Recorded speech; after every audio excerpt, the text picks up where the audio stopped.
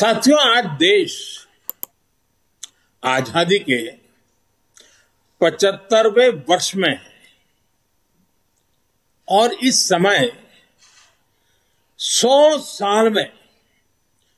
साल में आई सबसे बड़ी वैश्विक महामारी से आज हिंदुस्तान लड़ रहा है।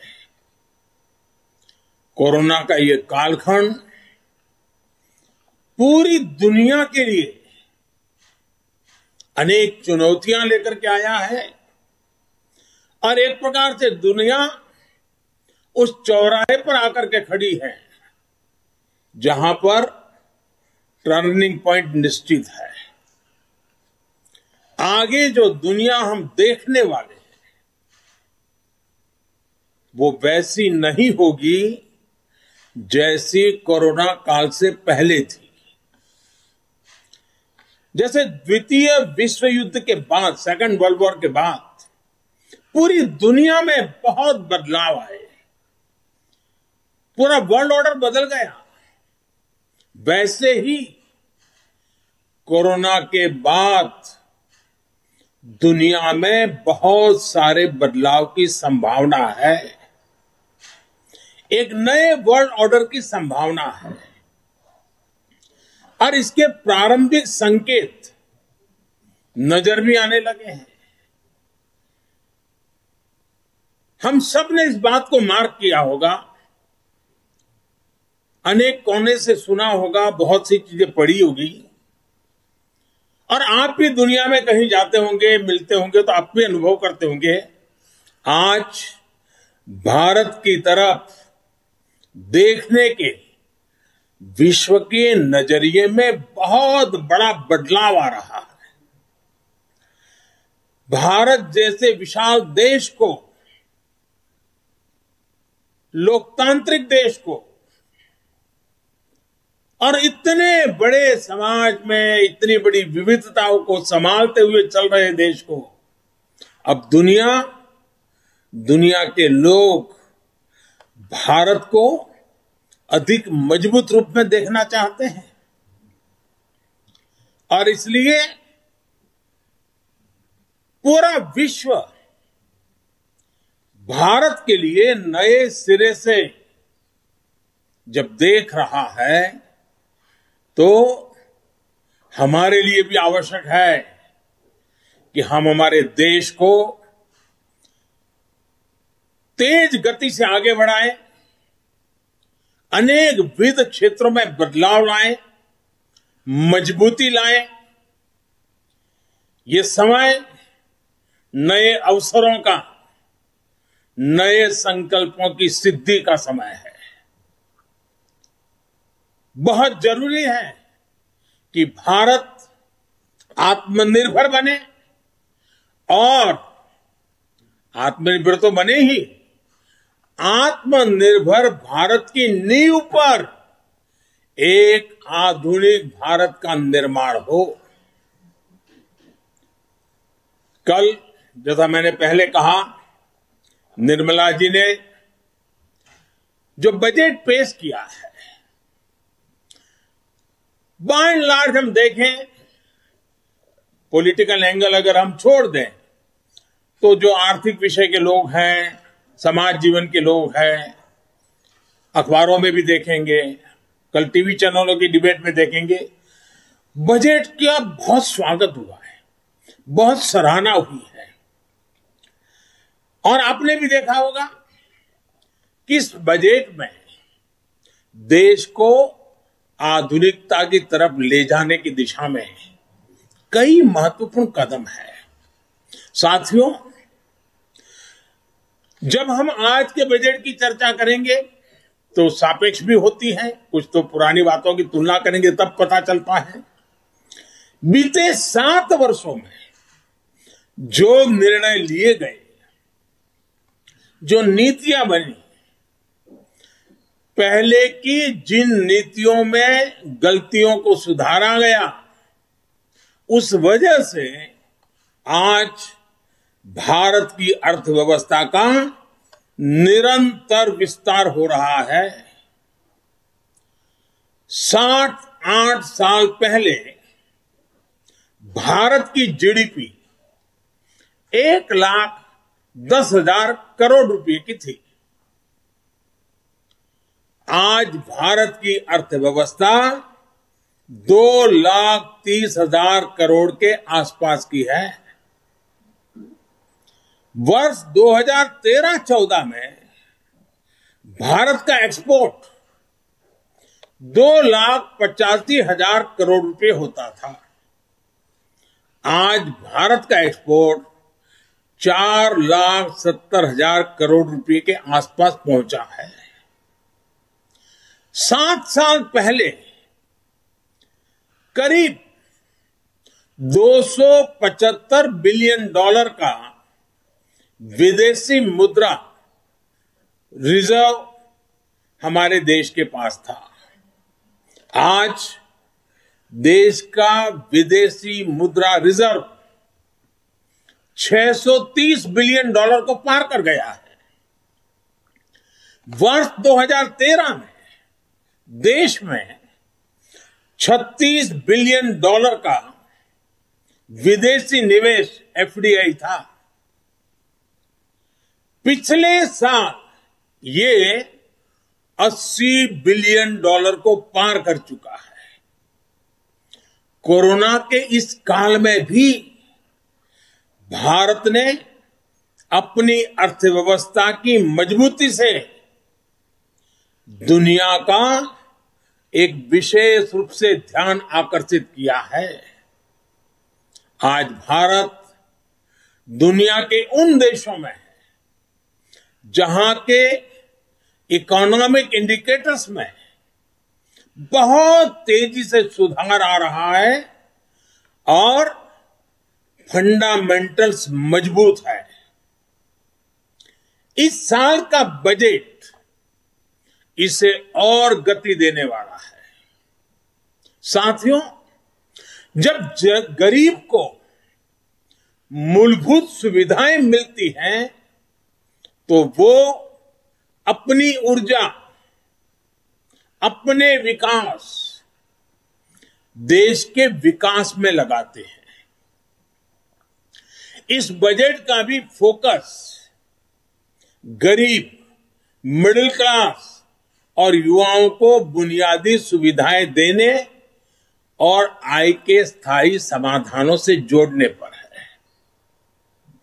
हमारी सरकार मूलभूत सुविधाओं के सैचुरेशन पर काम कर रही है और ये बात मैंने लाल किले पर से भी कही थी। अब मैं एक छोटा उदाहरण देता हूं, जैसे जल जीवन मिशन।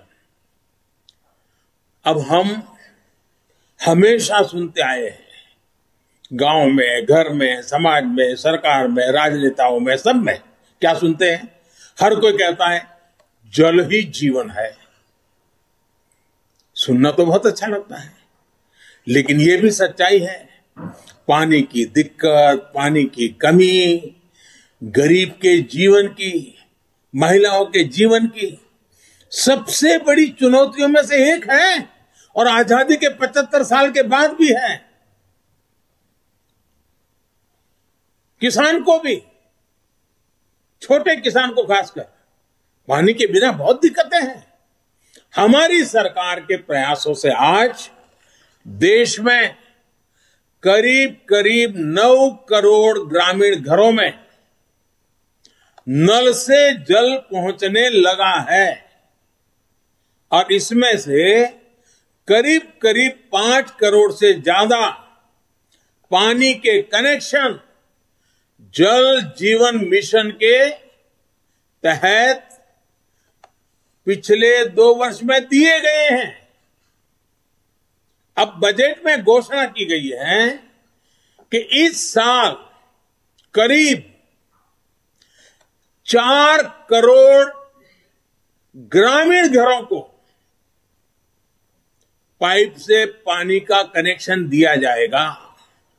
और जब ग्रामीण घर की बात आती है तो उसमें अधिकतम समाज किसानी से जुड़ा हुआ होता है, खेत के काम से जुड़ा हुआ होता है। उसका समय बचेगा, माताओं बहनों का समय बचेगा, वो कृषि के समय में अपना योगदान दे पाएगी। इस पर पानी पहुंचाने के लिए, घरों में पानी, मेरी माताओं बहनों को कष्ट से मुक्ति दिलाने के लिए पहले करीब 40,000 करोड़ से ज्यादा खर्च किया था, अभी 60,000 करोड़ रुपए से ज्यादा खर्च किए जाएंगे। कभी हमारे देश में हमारी माताओं बहनों को, गांव को पानी के लिए 1 लाख करोड़ रुपया खर्च करके आगे बढ़ना ये छोटे निर्णय नहीं है। देश के अलग अलग हिस्सों में नदियों को लिंक करने के अनेक प्रस्ताव इस बजट में हैं। विशेष रूप से केन बेतवा को लिंक करने के लिए जो हजारों करोड़ रुपए का प्रावधान किया गया है, उससे यूपी और एमपी के जो बुंदेलखंड क्षेत्र है, हम रानी की झांसी का गर्व करते हैं ना, मैं उस बुंदेलखंड की बात कर रहा हूं। जिस खाजूराहो की चर्चा करते हैं, मैं उस बुंदेलखंड की बात करता हूं।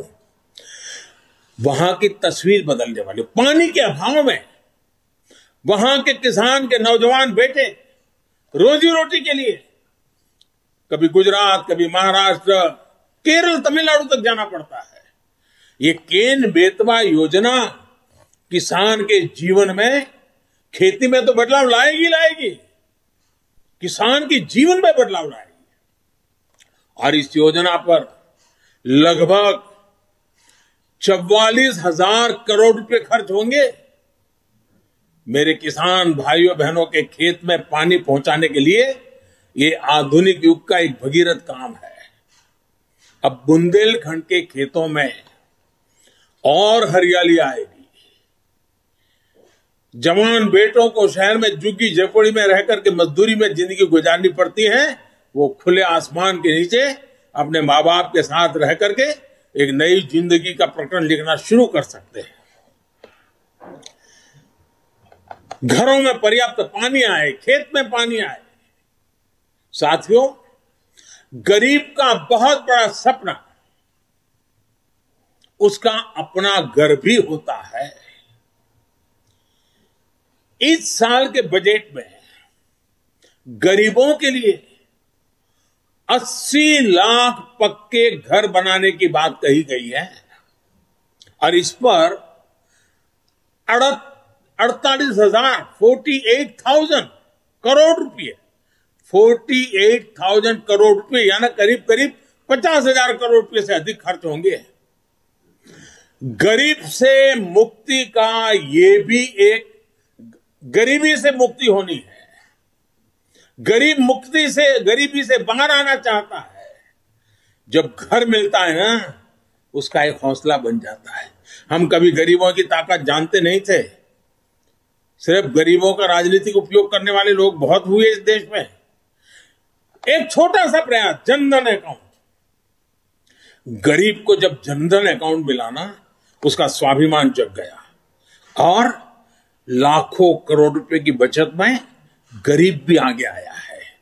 अगर एक जनधन अकाउंट उसकी जिंदगी बदल सकता है, तो गरीब को जब छत मिले, गरीब को जब घर मिले, तब उसका जीवन कितना बदल जाता है, इसका हम देख करके बता सकते हैं।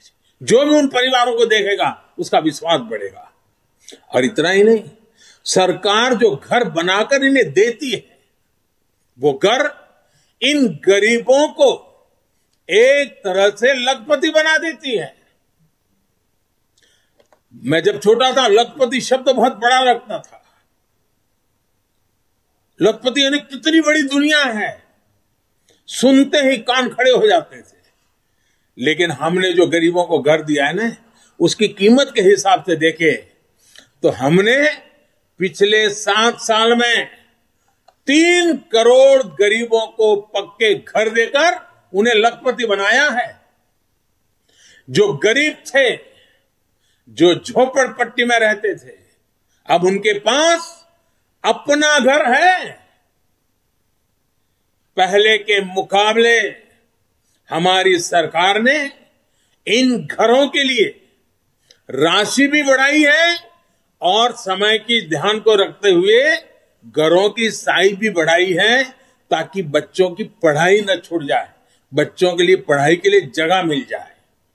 बड़ी बात यह भी है कि इसमें से ज्यादातर घर महिलाओं के नाम पर भी है, यानी हमने महिलाओं को घर की मालकिन भी बनाया है। साथियों, हम सामाजिक न्याय के लिए तो हमेशा काम करते हैं और इसे अपना दायित्व समझते हैं। जैसे समाज की भलाई के लिए सामाजिक न्याय बहुत जरूरी है, वैसे ही देश की भलाई के लिए भी देश का संतुलित विकास भी जरूरी है। भारत जैसे देश में कोई क्षेत्र पिछड़ा रहे, कोई इलाका अविकसित रह जाए, ये ठीक नहीं है। और इसलिए हमने आकांक्षी जिला एस्पिरेशनल डिस्ट्रिक्ट अभियान शुरू किया था। इन जिलों में गरीब की शिक्षा के लिए, गरीब के स्वास्थ्य के लिए, गांव की सड़कों के लिए, बिजली पानी के लिए जो काम हुए उसकी प्रशंसा संयुक्त राष्ट्र ने भी की है। अब इस बजट में घोषणा की गई है कि आकांक्षी जिलों में राज्यों के साथ मिलकर आकांक्षी ब्लॉक प्रोग्राम चलाया जाएगा, यानी उसे और नीचे ले जाया जाएगा। यानी विकास का लाभ आखिरी छोर तक पहुंचाने का एक वैज्ञानिक तरीका है और धन का सदुपयोग करने का, संसाधनों का ऑप्टिमम यूटिलाइजेशन करने का और फोकस एक्टिविटी करने का एक रास्ता है। ग्रामीण क्षेत्रों में ब्लॉक स्तर पर जरूरी सुविधाएं पहुंचे, इस पर सरकार का जोर है। साथियों, राष्ट्र की सुरक्षा के लिए हमारी सेनाएं, एयरफोर्स हो, नेवी हो, आर्मी हो, हमारे जवान दिन रात डटे रहते हैं, जान की बाजी लगा देते हैं।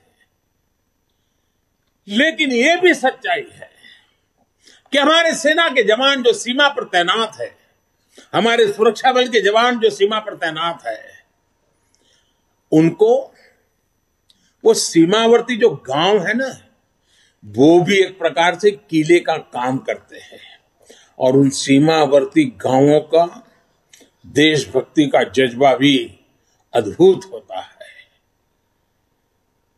अभावों के बीच, संकटों के बीच, मुसीबतों के बीच सीमा पर रहने वाले छोटे गांव के लोग दिन रात देश की रक्षा के लिए सजग रहते हैं। अब समय आ गया है कि हमें हमारी राष्ट्र रक्षा की जो नीतियां हैं उसमें सीमावर्ती गांवों के नागरिकों की शक्ति को पहचानना होगा, उनके अहम रोल को जानना होगा। और इसलिए हमने ध्यान आकर्षित किया है कि सीमावर्ती जो हमारे आखिरी गांव है हिंदुस्तान के कोने कोने में, उन गांवों को विकास की यात्रा में पीछे नहीं रहने देना है। इस वजह से हम वर्षों से सीमावर्ती गांवों से पलायन होते भी देख रहे हैं। किसी भी देश की रक्षा के लिए यह पहलू ठीक नहीं है। इस बात को समझते हुए सीमा पर मौजूद गांवों के विकास के बारे में नए सिरे से सोचा गया है। एक होलिस्टिक अप्रोच के साथ हम आगे बढ़ना चाहते हैं। ऐसे गांवों में हर प्रकार की सुविधा हो, बिजली हो, पानी हो, सड़क का इंतजाम हो। इसके लिए बजट में विशेष वाइब्रेंट विलेज प्रोग्राम का ऐलान किया गया है। हमारे अनेकों सीमावर्ती गांव टूरिस्ट स्पॉट बन सकते हैं। वहां हम अच्छे प्रकार से होम स्टे का एक पूरा नेटवर्क खड़ा कर सकते हैं, जो हमारे लोगों को रोजी रोटी मिले। प्रकृति प्रेमियों के लिए भी ये हमारे सीमावर्ती क्षेत्र हैं, वो आकर्षण का केंद्र बन सकते हैं। और मैंने तो गुजरात में कच्छ में रणोत्सव करके देखा है कि अगर उन आखिरी गांवों को हम वाइब्रेंट बना दें तो सुरक्षा की दृष्टि से भी बहुत लाभ होता है। अब हमारा उत्तराखंड देखिए, उसकी सीमा ऊपर के गांव, हमारा लेह लद्दाख देखिए, हमारा अरुणाचल देखिए। ये वाइब्रेंट विलेज प्रोग्राम इन सभी गांवों को बहुत मदद करेगा। इसके साथ साथ होलिस्टिक अप्रोच होने के कारण एनसीसी का भी एक नया विचार हुआ है। एनसीसी के लिए खर्च होता है, बड़े शहरों में एनसीसी होती भी है। अब हमने तय किया है कि सीमावर्ती गांव, वो जो ब्लॉक होगा और वहां जो स्कूल होगी नजदीक में, हम एनसीसी का वहां केंद्र शुरू करेंगे, एनसीसी की गतिविधि चलाएंगे, ताकि ये सीमा पर रहने वाले बच्चे एनसीसी से ट्रेन होकर के भविष्य में आसानी से सुरक्षा बलों में जाकर के राष्ट्र रक्षा का नेतृत्व कर सकते हैं। इन पहाड़ी क्षेत्रों के हमारे बच्चों की ताकत बहुत बड़ी होती है। साथियों, राष्ट्र रक्षा से जुड़े एक और बड़े अभियान की बजट में घोषणा की गई है। ये है पर्वतमाला परियोजना। ये हिमालय के क्षेत्रों में आधुनिक कनेक्टिविटी और आधुनिक इंफ्रास्ट्रक्चर को विस्तार देने वाली है। इससे पहाड़ों में आवाजाही भी आसान होगी, टूरिस्टों के लिए जाने की सुविधा तो होगी। वहां अगर तीर्थ क्षेत्र है तो वहां जाने वाले तीर्थ यात्रियों को सुविधा होगी, लेकिन साथ साथ हमारी सेना को तो लगातार उन क्षेत्रों में जाना होता है, उनके लिए भी ये बहुत सुविधाजनक होगा। इसका बड़ा लाभ हमारे हिमाचल, उत्तराखंड, जम्मू कश्मीर, लेह लद्दाख, नॉर्थ ईस्ट के हमारे कुछ क्षेत्र, वहां के भाइयों बहनों को मिलेगा। हमारे पहाड़ों के लोग बहुत प्रतिभावान होते हैं, बहुत परिश्रमी होते हैं। सेना से लेकर खेलों तक, व्यापार से लेकर कृषि तक, कितने ही क्षेत्रों में देश को उनकी क्षमता और प्रतिभा का लाभ मिलता है। ये हमारा सौभाग्य है कि हमें उनके लिए काम करने का मौका मिल रहा है। वर्तमान से हम जब पर्वतमाला से पहाड़ी क्षेत्रों में पर्यटन को बढ़ावा मिलेगा और साथ ही पर्यावरण की भी सुरक्षा बढ़ेगी। नॉर्थ ईस्ट को लेकर भी पीएम डिवाइन नाम से एक बड़ी योजना की घोषणा बजट में की गई है। साथियों, आज समय की मांग है कि भारत की कृषि भी आधुनिक बने, नए तौर तरीके अपनाएं, किसान पर बोझ कम हो। देश की कृषि को टेक्नोलॉजी आधारित और केमिकल फ्री बनाने के लिए बड़े कदम इस बजट में उठाए गए हैं। बीते बजट में हमने किसान रेल और किसान उड़ान की सुविधा सुनिश्चित की। अब किसान ड्रोन किसान का नया साथी बनने वाला है।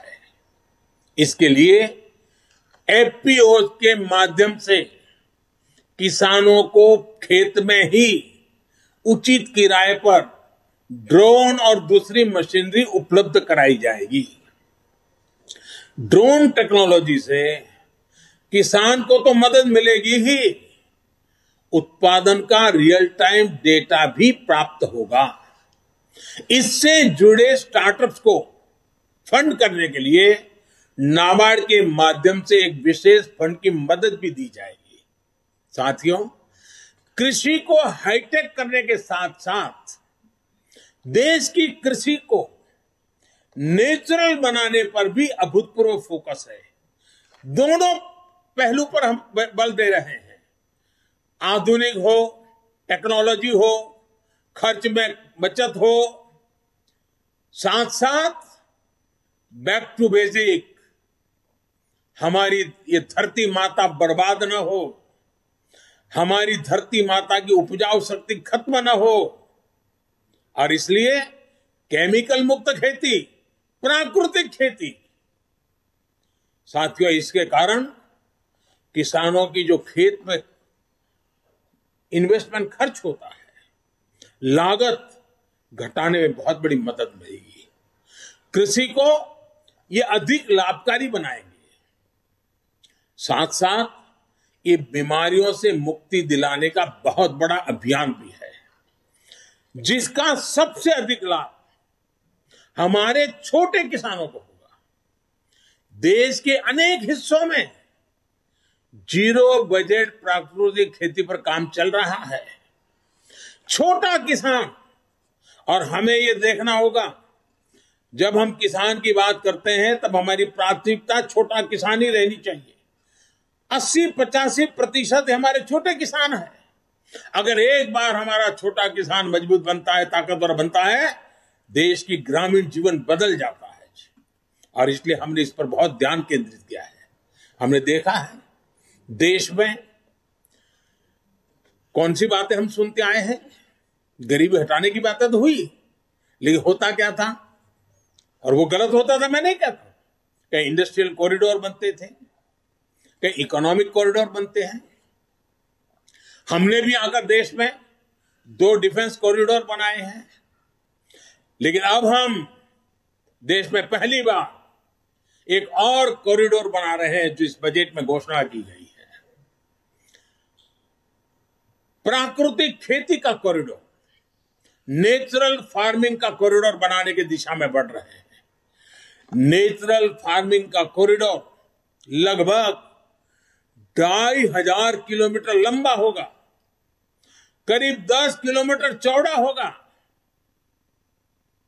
और पहले चरण में उत्तराखंड, उत्तर प्रदेश, बिहार, झारखंड और पश्चिम बंगाल में मां गंगा के किनारे 5-5 किलोमीटर चौड़ा, दोनों तरफ 5-5 किलोमीटर नेचुरल फार्मिंग का एक कॉरिडोर तैयार किया जाएगा। पूरी इकोसिस्टम बनेगी, उसकी प्रोडक्ट की वैश्विक वैल्यू बढ़ने वाली है। खेती के जीवन को बदलाव लाने का ये एपिक सेंटर बन जाएगा। ये कॉरिडोर पूरे हिंदुस्तान के किसानों के लिए प्रेरणा का कारण बनने वाला है। और इन सारे कारणों से जो हमारा गंगा स्वच्छता अभियान चल रहा है, उसमें एक बड़ी मदद मिलेगी, क्योंकि खेत में जो केमिकल उपयोग होता है, जब बारिश आती है तो केमिकल का काफी हिस्सा बहकर के पानी में जाता है, नदी में जाता है। 5-5 किलोमीटर प्राकृतिक खेती जब होगी, केमिकल फ्री खेती होगी, ऑर्गेनिक उत्पाद होंगे, तो वो जो केमिकल का प्रवाह गंगा जी में आता था वो भी बंद होगा, मां गंगा भी शुद्ध होगी। एक प्रकार से मां गंगा जी का बजट का कुछ हिस्सा भी किसानों के काम आएगा। और ऑर्गेनिक उत्पाद की आज बाजार में कीमत बहुत बड़ी है, दुनिया में मांग है, और भारत विश्व के कृषि बाजार में बड़ी ताकत के साथ जाने का रास्ता ऑर्गेनिक खेती है। साथियों, सरकार द्वारा मोटे अनाज, मिलेट्स को प्रोत्साहन दिया जा रहा है। और हमें न भूलें कि हमारा जो छोटा किसान है, उसमें से अधिकतम किसान हमारे, या हमारे जो आदिवासी भाई बहन जो किसान है, या हमारे गांव में किसी दलित के पास अगर जमीन है, वो छोटा किसान है, वो मोटा अनाज ही उनको पैदा किए बिना कोई चारा नहीं होता, क्योंकि बाकी कुछ सुविधाएं नहीं होती। दलित और आदिवासी किसान साथी अगर एग्रो फॉरेस्ट्री और प्राइवेट फॉरेस्ट्री अपनाना चाहते हैं तो उनके लिए भी विशेष मदद का प्रोविजन किया गया है। साथियों, अनाज के साथ साथ हम देखिए कृषि प्रधान देश है। जय जवान जय किसान इस मंत्र ने हमें ताकत दी है, लेकिन ये भी सच्चाई है कि आज हमारा देश 80,000 लाख करोड़ रुपए का तेल, खाने का तेल बाहर से लाना पड़ रहा है, क्योंकि हमारी आदतें बदलना दी है। पुरानी सरकारों ने ऐसे निर्णय किए कि हम आयाती तेल पर निर्भर हो गए। उसी प्रकार से पल्सीज, हमारे यहां जो वेजिटेरियन सोसाइटी है उसको प्रोटीन के लिए, कुपोषण के लिए लड़ाई लड़ने में हमारे लिए पल्सीज की बहुत, दाल है, मूंग है, उड़द है, चना है, इसकी बहुत जरूरत होती है। अब हमारे लिए आवश्यक है कि हम खाने के तेल में आत्मनिर्भर कैसे बने, हम दाल पल्सीज में आत्मनिर्भर कैसे बने, और इसलिए खाने के तेल में आत्मनिर्भरता के लिए एक राष्ट्रीय मिशन अभी अभी देश में प्रारंभ किया गया है। और हर साल जो लाखों करोड़ रुपए हम खाद्य तेल खरीदने के लिए विदेश भेजते हैं, वो पैसे मेरे देश के किसानों के भेज जाए। जो खेती में पसीना बहाने वाला हमारा किसान है उसके नसीब में आए, उसलिए हम योजनाओं पर बल दे रहे हैं। अन्नदाता को ऊर्जादाता बनाने का भी एक बहुत बड़ा अभियान निरंतर चल रहा है, जिसके माध्यम से खेत में ही सोलार पैनल लगाने के लिए मदद दी जा रही है। आदिवासी किसानों को भी वनोपज से अधिक लाभ हो, इसके लिए बड़े स्तर पर वन धन योजना सफलता के साथ चल रही है और बजट से उसको बल भी दिया जा रहा है। साथियों, सरकार ने हमेशा किसानों के हित में हर जरूरी कदम उठाए। अब आप देखिए बजट में रिन्यूएबल एनर्जी का खर्चा पड़ेगा, लेकिन उसमें एक महत्वपूर्ण खर्चा है किसानों के लिए सोलर पंप। अगर सोलर पंप हम सबसे ज्यादा किसानों के पहुंचाएंगे, सूर्य शक्ति से चलने वाला पंप, किसानों को रात को जागना नहीं पड़ेगा, दिन में ही अपने खेती कर लेगा, पानी पहुंचा देगा, शाम को परिवार के साथ अपना समय बिता पाएगा और उसका खर्च भी कम हो जाएगा। इसके लिए भी सोलर पंप का बहुत बड़ा बजट हमारे किसानों तक हम पहुंचा रहे हैं। साथियों, पिछले बजट में फर्टिलाइजर की सब्सिडी 80,000 करोड़ रुपए से भी कम रखी गई थी, 79,000 करोड़।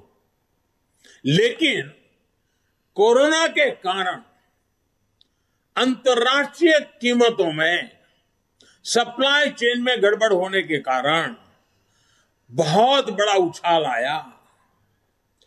अब जहां हम करीब 80,000 करोड़ का प्रावधान किया था, हमें 60,000 करोड़ और लगाने पड़े।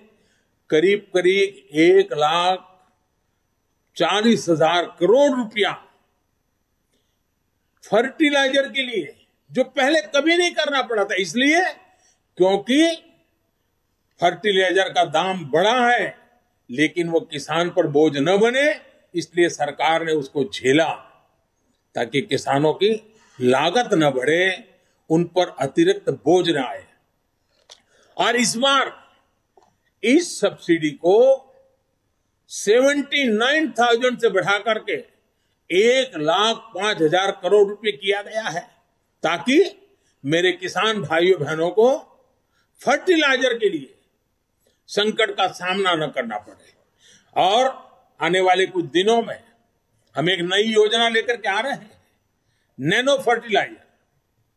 किसानों की बहुत बड़ी मदद करने वाला एक बहुत बड़ा अहम, हमारे वैज्ञानिकों की मदद से हमने अनुसंधान किया है, जो इस बजट में भी इसका सीधा उल्लेख नहीं किया है, लेकिन उस दिशा में हम काम करने वाले हैं।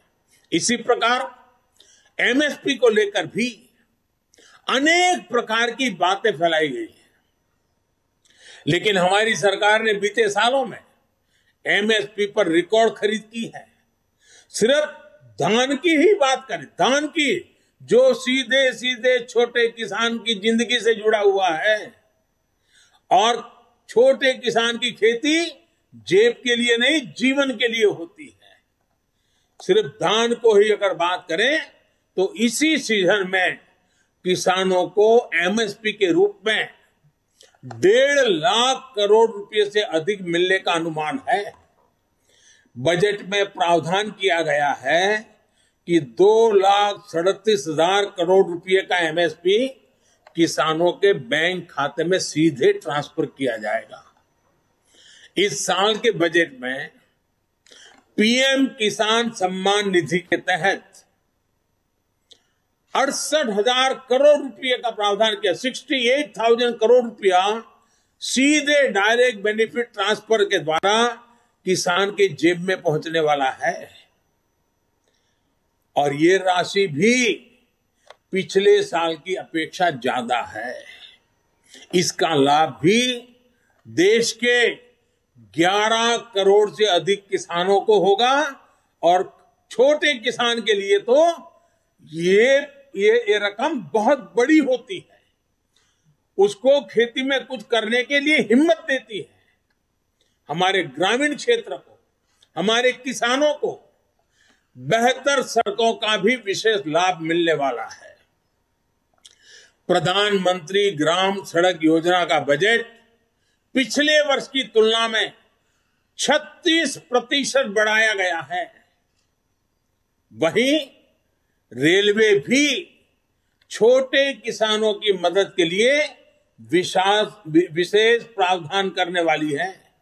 साथियों, नए संकल्प लेना, उन्हें पूरा करने और पूरा करने के लिए जी जान से जुट जाना युवाओं की स्वाभाविक प्रवृत्ति होती है। भाजपा युवा आकांक्षाओं और युवा सपनों को समझती है। ये इस बजट में भी स्पष्ट रूप से दिखता है। इस बजट में स्टार्टअप्स के लिए टैक्स बेनिफिट को आगे बढ़ाया गया है। युवा इनोवेशन, रिसर्च एंड डेवलपमेंट को लेकर जितने भी प्रावधान इस बजट में किए गए हैं, वो युवाओं को इनोवेट करने के लिए प्रोत्साहित करेंगे। मैंने खेती में जिस ड्रोन टेक्नोलॉजी की पहले चर्चा की, वो भी एग्रीटेक स्टार्टअप्स को प्रोत्साहन देगा। डिफेंस के क्षेत्र में स्टार्टअप्स हो या फिर डिजिटल करेंसी जैसे प्रावधानों से फिनटेक से जुड़े स्टार्टअप, ये युवाओं के लिए अनंत संभावनाएं बनाने वाले हैं। और स्टार्टअप की विशेषता है, स्टार्टअप जॉब क्रिएटर भी होते हैं। साथियों, युवाओं को शिक्षा और स्किल के बेहतर अवसर देने के लिए बीते सालों में टेक्नोलॉजी का दायरा निरंतर बढ़ाया गया है। इस बजट में इसको विस्तार देते हुए पहली डिजिटल यूनिवर्सिटी बनाने का फैसला किया गया है। इससे गरीब के गरीब बच्चों को भी अपनी रोजी रोटी कमाते हुए भी अगर इस यूनिवर्सिटी से कोई छोटे मोटे कोर्सेज करने हैं तो वो आराम से कर लेगा और उसको क्वालिटी एजुकेशन उपलब्ध होगा। सरकार ने इस बार के बजट में स्पोर्ट्स को भी बहुत तवज्जो दी है और काफी वृद्धि की है। और हम ये न भूलें कि स्पोर्ट्स के क्षेत्र में अधिकतम हमारे किसान के बच्चे ही आते हैं। किसान के परिवार की ही वो आन बान शान बन रहे हैं। खेलो इंडिया अभियान के बजट को भी बढ़ाया गया है। स्पोर्ट्स का बजट पिछले 7 सालों में 3 गुना से भी ज्यादा बढ़ा है। इसका भी लाभ हमारे युवा साथियों को होगा। साथियों, आपने पोस्ट ऑफिस से जुड़ी अहम घोषणा की बजट भाषण में सुनी होगी। अब पोस्ट ऑफिस के खातों में भी बैंकों की तरह ही mobile banking, internet banking, ATM और ऑनलाइन फंड ट्रांसफर की सुविधा मिल पाएगी। अभी देश में 1.5 लाख से अधिक पोस्ट ऑफिस हैं, जिसमें से अधिकतर गांवों में है। पोस्ट ऑफिस में जिनके सुकन्या समृद्धि अकाउंट और पीपीएफ अकाउंट है, उनको भी अब अपनी किस्त जमा करने पोस्ट ऑफिस जाने की जरूरत नहीं है। अब वो सीधे अपने बैंक अकाउंट से ऑनलाइन ट्रांसफर कर पाएंगे। इससे गांवों में रहने वाले किसानों, मजदूरों, वरिष्ठ नागरिकों, महिलाओं को विशेष रूप से बहुत सुविधा होगी। और हम जानते हैं, हमने एक पूरे देश का किसानों के लिए डिजिटल मार्केट प्लेटफॉर्म खड़ा किया है, इनाम। अब इनाम योजना के तहत जो किसान कारोबार करता है, उसको भी अपनी फसल बेचने के सारा कारोबार पोस्ट ऑफिस में ही बैंकिंग व्यवस्था होने के कारण बहुत आसानी से मेरा किसान अपना कारोबार कर लेगा।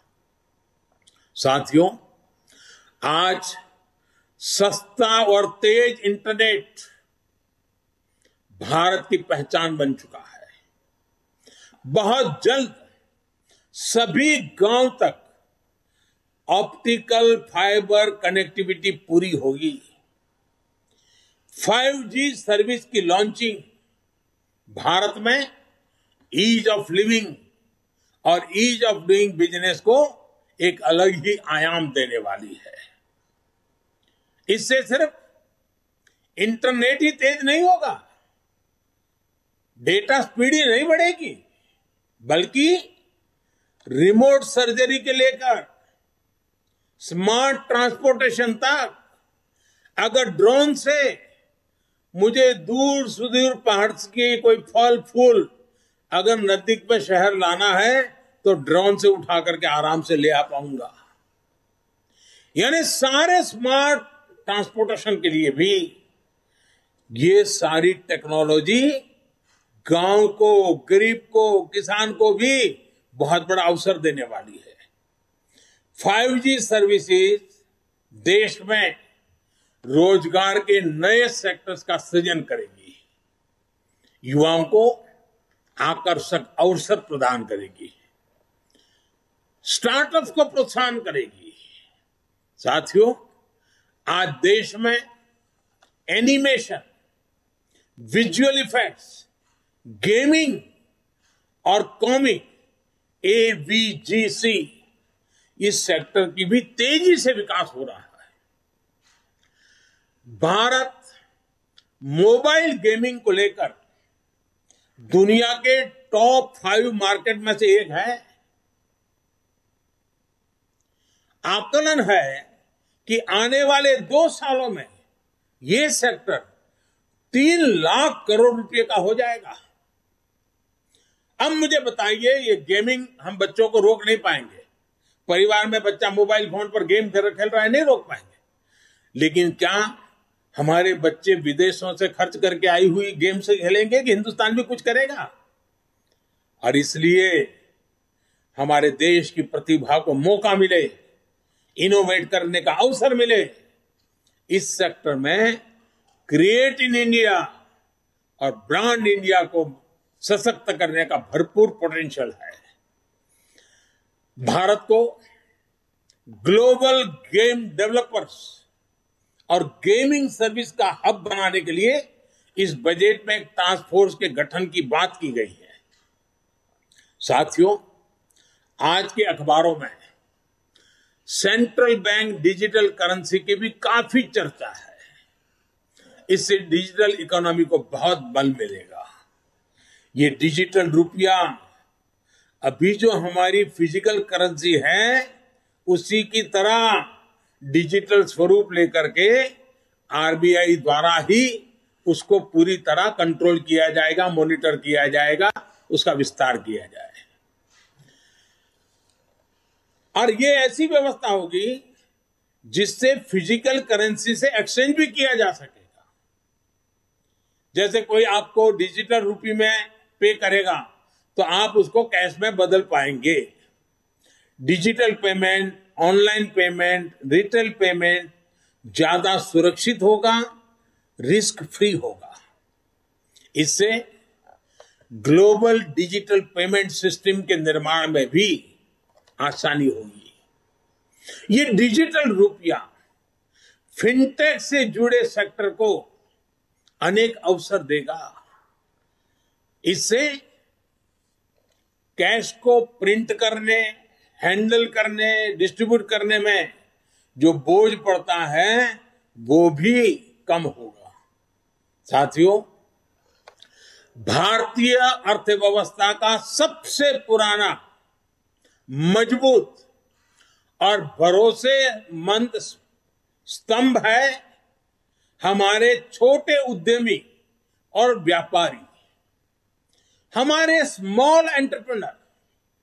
हमारी सरकार एमएसएमई को मजबूत बनाने के लिए निरंतर प्रयास कर रही है। कोरोना काल में हमने छोटे उद्यमियों को ध्यान में रखते हुए इमरजेंसी क्रेडिट गारंटी स्कीम शुरू की थी।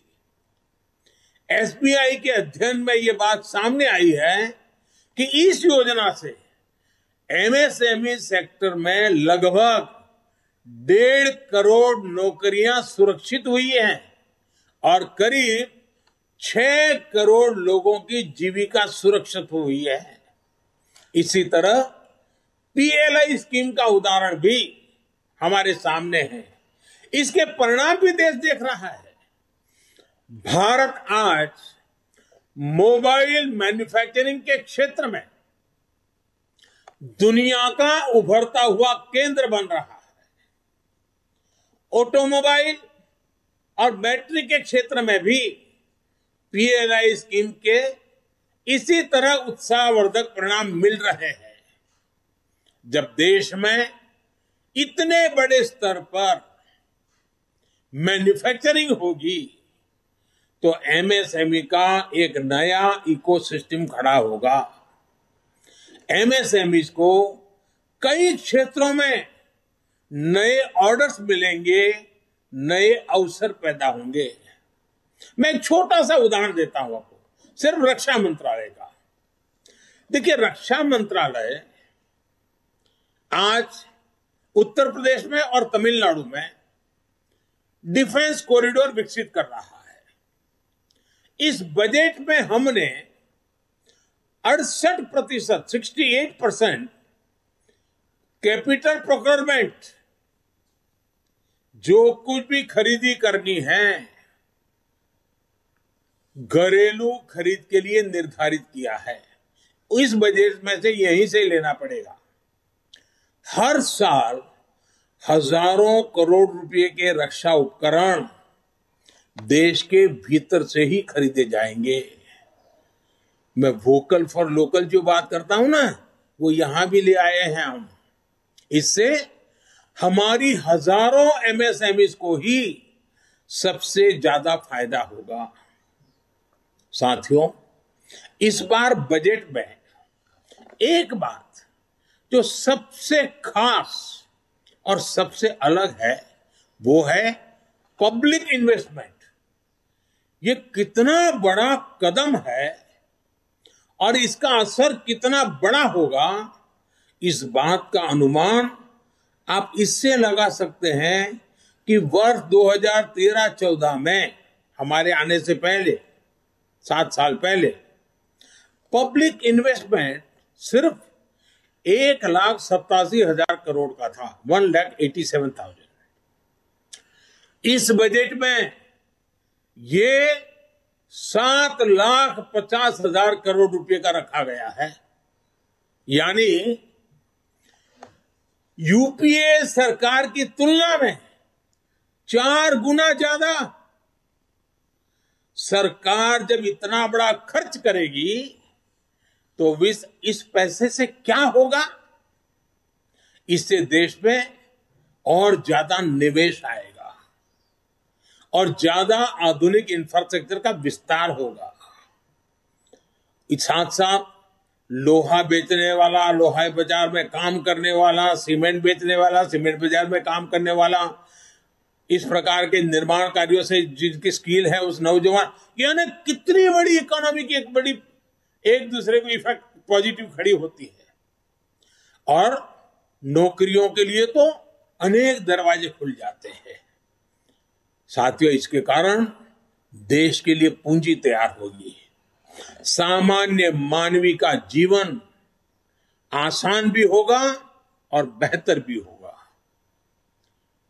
ये सब कैसे होगा, ये समझने के लिए आप अपनी सरकार के 7 साल के काम को समझिए। 2014 में देश में 90,000 किलोमीटर नेशनल हाईवे थे। ये 90,000 किलोमीटर हाईवे पिछले 70 साल में बने थे, जबकि हमने पिछले 7 सालों में ही 50,000 किलोमीटर नेशनल हाईवे बनाए हैं। पीएम गति शक्ति मास्टर प्लान के तहत देश में हजारों किलोमीटर के नए हाईवे और बनाएंगे। इससे न केवल शहरों से लेकर गांवों और कस्बों तक बेहतर कनेक्टिविटी होगी, बल्कि इससे देश के हर कोने में इंडस्ट्री भी पहुंचेगी। इससे हर सेक्टर में लाखों नए रोजगार भी पैदा होंगे। और हम जानते हैं, एक जमाना था जहां नदी जाती थी, जहां पानी होता था, उसके नजदीक में गांव बसते थे। फिर समय बदलता गया और अब जहां हाईवेज है, इंफ्रास्ट्रक्चर है, इंटरनेट है, वहां लोग बसते हैं। इस बदलते हुए युग को हमें समझना होगा और इससे ये जो रचना हो रही है वो लॉजिस्टिक सपोर्ट के लिए बहुत बड़ी ताकत हो जाती है। आज अगर हमारे देश में कोई उत्पाद विदेश भेजनी है, मानो फल सब्जी हमारा किसान भेजना चाहता है, लेकिन अगर 6 दिन तक वो ट्रैवलिंग करता रहेगा तो कौन खरीदेगा? ये रोड रास्ते अच्छे बनेंगे तो किसान की पैदावार भी बहुत ही कम समय में अपने गंतव्य स्थान पर पहुंचाएगी और उसके कारण उसको जो आर्थिक नुकसान होता है वो भी बच जाएगा। इतना ही नहीं, इन सब कारणों के गति शक्ति के प्रोजेक्ट के कारण रियल एस्टेट सेक्टर में भी बहुत बड़ी गति मिलने वाला है। इसी तरह देश में 4 जगह पर मल्टी मॉडल लॉजिस्टिक पार्क भी बनाए जाएंगे। मल्टी मॉडल लॉजिस्टिक फैसिलिटीज के लिए 100 पीएम गति शक्ति कार्गो टर्मिनल्स भी विकसित किए जाएंगे। 100 पीएम गति शक्ति कार्गो, सोचिए आप। इससे उद्योगों और व्यापारों के लिए भी किसी भी चीज के लाने जाने में लगने में वाला समय कम होगा और भारत से निर्यात बढ़ाने में मदद मिलेगी। और जब निर्यात बढ़ता है तो उत्पादन और आमदनी बढ़ती है, रोजगार के अवसर बढ़ते हैं। साथियों, एक ऐसा बजट है जो देश में शहरीकरण से जुड़ी चुनौतियों को भी सीधे एड्रेस करता है। ये हमारे शहर ही जहां नियो मिडिल क्लासेस और मिडिल क्लास की बड़ी संख्या में रहता है और देश के विकास में महत्वपूर्ण योगदान देता है। बिजनेस हो, स्पोर्ट्स हो, म्यूजिक हो, स्टार्टअप्स हो, कोई भी क्षेत्र लीजिए, टियर 2 और टियर 3 शहरों का टैलेंट आज निखर कर सामने आ रहा है। बाबा साहब आम्बेडकर भी शहरीकरण के, शहरों में इंफ्रास्ट्रक्चर पर फोकस के बहुत बड़े पक्षधर थे। बीते 7 सालों में देश के शहरों को आधुनिक बनाने पर जो जोर हमने दिया है, उसको इस बजट में नया आयाम दिया गया है।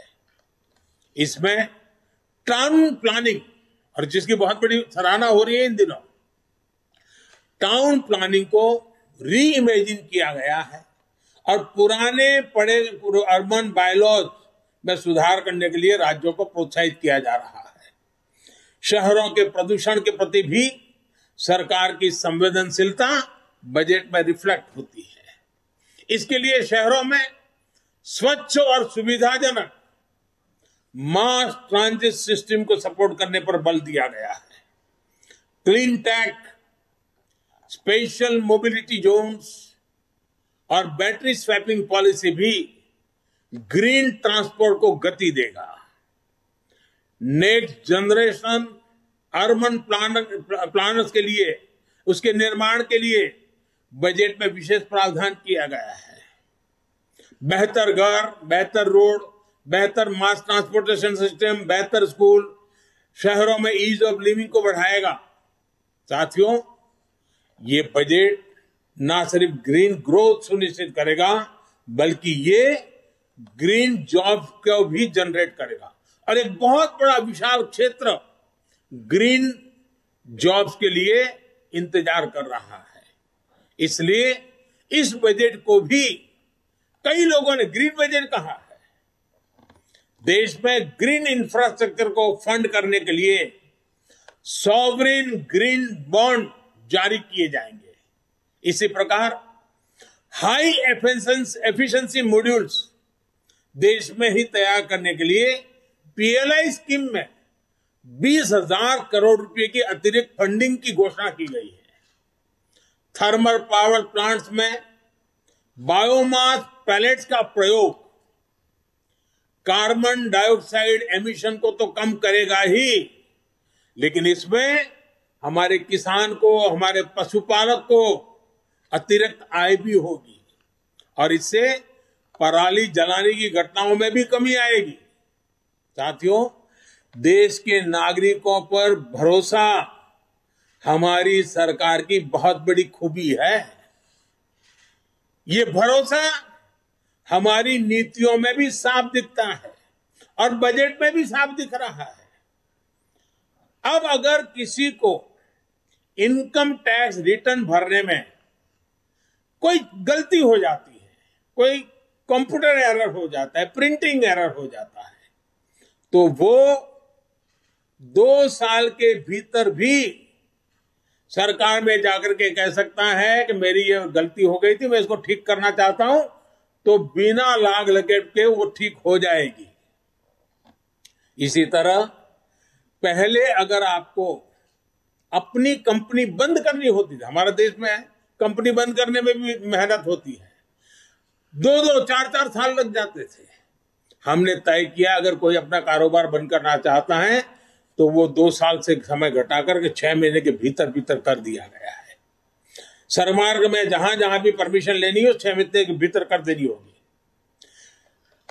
इस महामारी के समय भी हमारी सरकार ने छोटे उद्यमियों की लोन की गारंटी खुद ली। यह भी हमारे भरोसे को दिखाता है। हमें भरोसा था भारत के छोटे मोटे हमारे उद्योगकार व्यापारियों पर और इसलिए सरकार ने गारंटी ली। अब इस बजट में इस योजना को, क्योंकि हमारे व्यापारियों ने, हमारे उद्योगकारों ने सकारात्मक रिस्पांस दिया और इसके कारण उसका सही अनुभव देखते हुए उसको और मजबूत किया गया है और उसको विस्तार भी दिया गया है।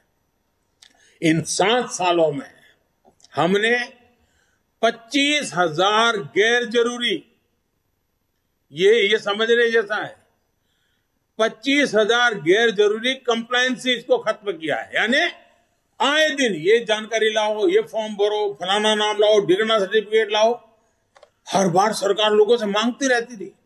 25,000 हमने निकाले हैं और मैंने राज्य सरकारों से भी आग्रह किया है कि वे भी खोजें, बिना कारण जनता को कहां तकलीफ हो रही है, हटाओ इन चीजों को।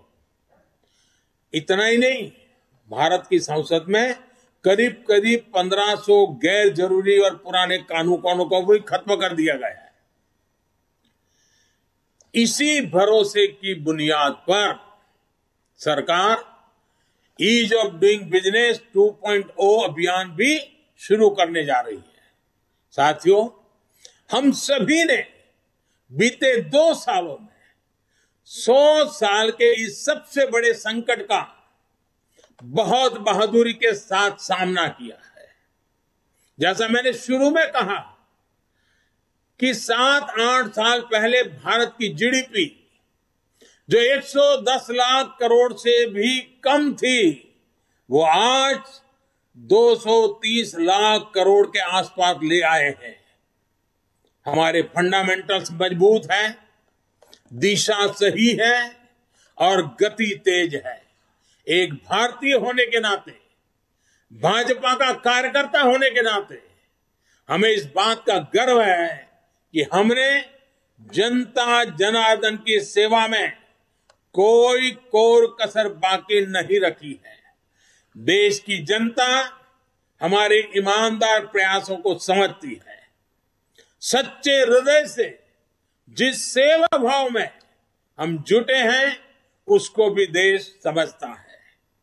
अब ये हम सभी कार्यकर्ताओं का दायित्व है कि सरकार की योजनाओं के बारे में लोगों को ज्यादा से ज्यादा जागरूक करें, बजट के बारे में भी लोगों को ज्यादा से ज्यादा जागरूक करें और बजट का लाभ नीचे तक पहुंचे, उसमें भी स्थान स्थान पर लोगों को जागरूक करने का प्रयास करें।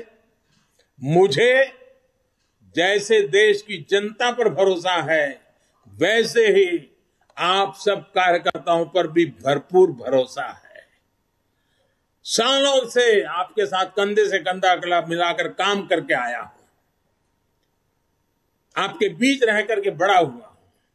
मैं आपके सामर्थ्य को भली भांति जानता हूं, आपके उत्साह उमंग को भली भांति जानता हूं। मुसीबतों के बीच भी सेवा करना के आपके भाव को मैं भली भांति आदरपूर्वक देखता रहता हूं और इसलिए मुझे विश्वास है कि प्रगति की हमारी जो कोशिश है,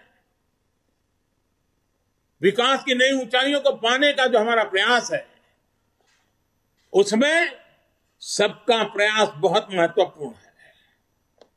इस सबके प्रयास के लिए आप एक कैटलिक एजेंट बनकर के इस काम को आगे बढ़ाएंगे, ये पूरे विश्वास के साथ आपको बहुत बहुत शुभकामनाएं, बहुत बहुत धन्यवाद।